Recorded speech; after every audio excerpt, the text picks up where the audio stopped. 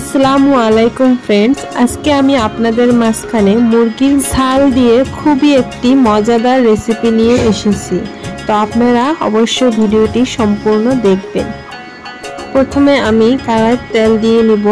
খুবই অল্প পরিমাণে তেল দিতে হবে, কারণ ছালে থেকে অনেক পরিমাণ তেল বাহির হবে। তো আমি প্রথমে তেলের মধ্যে জিরা ফোড়ন দিয়ে তারপরে দিয়ে দিচ্ছি কেটে রাখা পেঁয়াজ, আর তারপর দিয়ে দিচ্ছি ফালি করে রাখা কাঁচামরিচ।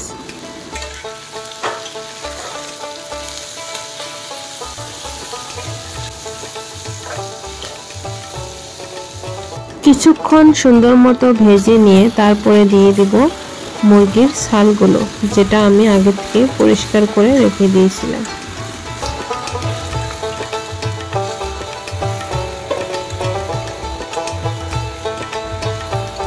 তারপর কিছুক্ষণ ভেজে নিয়ে এর উপরে দিয়ে দিলাম আদা রসুনের পেস্ট, লবণ, তারপর আরও কিছুক্ষণ এই দুটাকে একসাথে ভেজে নিব। তারপর দিয়ে দিব শুকনো মরিচের গুঁড়ো, হলুদের গুঁড়ো, জিরে আর ধনের গুঁড়ো, আর দিয়ে দিব গরম মশলার গুঁড়ো। এগুলো সবগুলো একসাথে ভালো করে দিয়ে কষিয়ে নেব। এই রান্নায় আমি অল্প পরিমাণেও পানি দিইনি।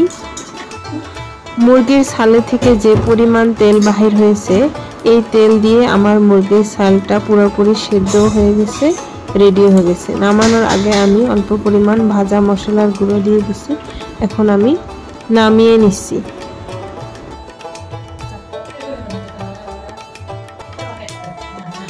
মুরগির ছালের এই ভুনার রেসিপিটি আপনাদের কেমন লাগেছে অবশ্যই জানাবেন, আর ভিডিওটি ভালো লাগলে একটি লাইক কমেন্ট করে দিবেন। আল্লাহ হাফেজ।